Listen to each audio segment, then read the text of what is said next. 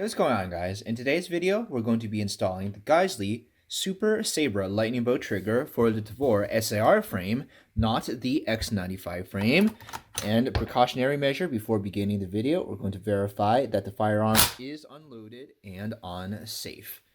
So before actually digging into the trigger housing, we need to perform the regular disassembly for the Tavor, and begin that by simply following the field guide for field strip. Taking out the bolt carrier group, and then I'm going to be removing the trigger housing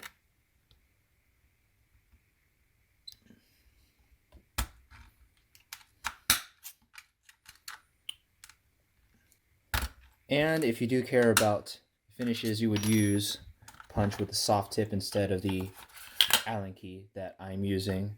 And as you can see, I have been using the Geissele trigger pack instead of the factory one from IWI. And this one, in combination with the Super Sabra lightning bolt trigger, should make the trigger a lot crisper. Not quite Geissele AR trigger crisp, but a lot better than what we're used to. Now the front handguard, that should be pretty self-explanatory to remove. One of those there. And on the other side, we have another one. Handguard should come off. Not 100% necessary, but it does give us a little bit more real estate with which to work. And now the cocking mechanism housing.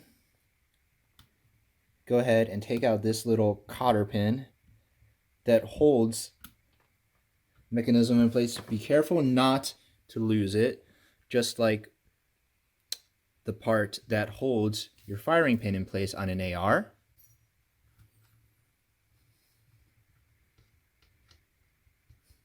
Okay, just twisting it off like so. Here we go.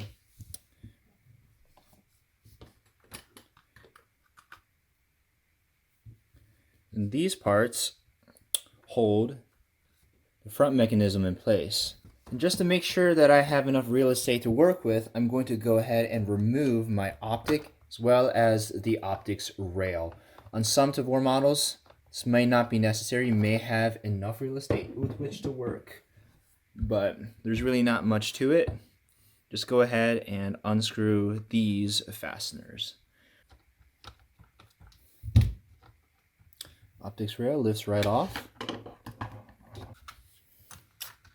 going to slide the cocking mechanism housing forward and a little bit up so it pops. When it comes off of the rail, you should hear an audible pop. There you go. And then I do have the bayonet lug here. It will lift right off.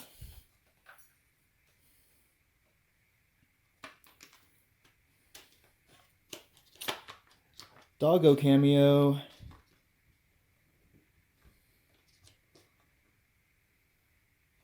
There you go. Careful not to bend the charging handle too much.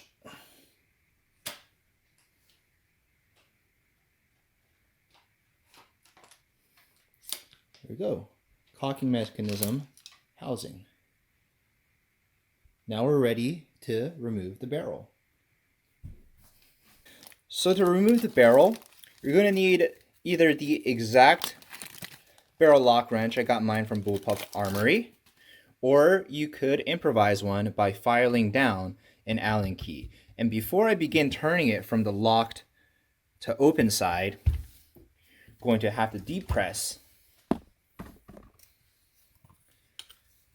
this with anything pointy, really. So depress the top part with something pointy so that the bottom portion clears the frame like so. And now ready to turn the barrel wrench from the unlocked. The locked to the unlocked, rather. All right. Keep depressing, keep turning.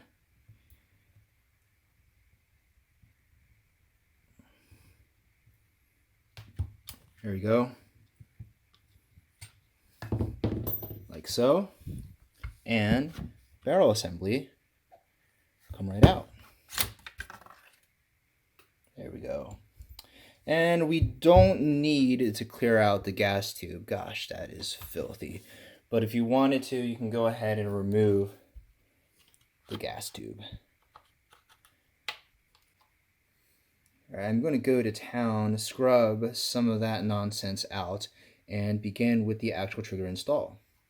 The first step in removing the old trigger is knocking out the pin that holds it in place, and it's pretty straightforward. Just use a punch, and when you have the trigger pin separate from the frame, you should be able to disconnect the trigger from the actual linkage. Also, the trigger pin held the trigger spring in place, but now that should be able to be removed quite easily. And as you'll see when we install the Super Sabra trigger bow, the geometry of the new retainer wire is quite different than this one. To remove the stock trigger bow from the rifle, we need to separate it from the trigger linkage. To do this, you press the linkage towards the frame of the rifle, and this should allow the arm of the trigger bow to detach. You don't need an overly aggressive amount of force when bending the trigger arm, just enough to remove the trigger bow from its socket. And the side-by-side comparison of the two trigger bows will allow you to appreciate the differences in geometry. And before installing the Geissele trigger bow into the rifle, we need to take out the retainer wire that's held in place by a cap screw, otherwise the trigger pin won't be able to clear the retainer wire when trying to install it. Dropping in the trigger bow requires nothing more than just reversing the steps that we followed to take out the factory trigger bow. Drop the trigger bow through its hole in the bottom of the frame of the rifle and re-engage the arm on the trigger bow with the socket on the linkage. Once you feel you've correctly attached the trigger bow to the linkage, wiggle the trigger a few times to see whether the linkage actually moves with the trigger bow. Before reinstalling the retainer wire onto the Geissele trigger bow, we're going to reinsert the trigger pin. This is going to take a little bit of trial and error to get it perfectly aligned so that the retainer wire can drop right in. Even though you feel you've reinstalled the trigger pin pretty flush, it might not be in the exact correct position that allows the retainer pin to drop right in. So from here, we just have to see whether we can get the hook of the retainer pin to match with the groove on the trigger pin. And it'll take a little bit of adjusting back and forth if you don't have it correctly positioned the first time, but don't worry, it's trial and error. Everybody messes this up the first few times. And once you have wiggled the trigger pin back and forth enough times to allow the retainer wire's hook to drop into the trigger pin's groove, it's time to reinstall the cap screw, screwing it back into the trigger bow. This is a little bit more difficult than when we were taking off the cap screw to remove the retainer wire, but compared to the amount of trial and error we had to do to get the pin to fall into place on the trigger pin groove, this should not feel too difficult compared to what you've already done. We're almost there. The set screw behind the retainer cap screw allows you to adjust the amount of slack found in the trigger take-up. In my experience, the setting from the factory is fine in minimizing the amount of take-up on the trigger, but if you're too aggressive with adjusting the set screw, you may have problems with the trigger reset. Going to be putting the trigger bow under the Wheeler trigger scale test, but before I do so, making sure that the chamber is empty with another chamber check. And we're ready to do our trigger scale. Trial number 1.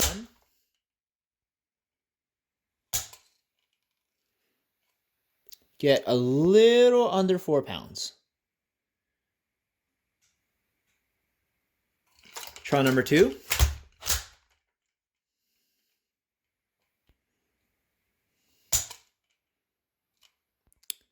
About the same. And last trial.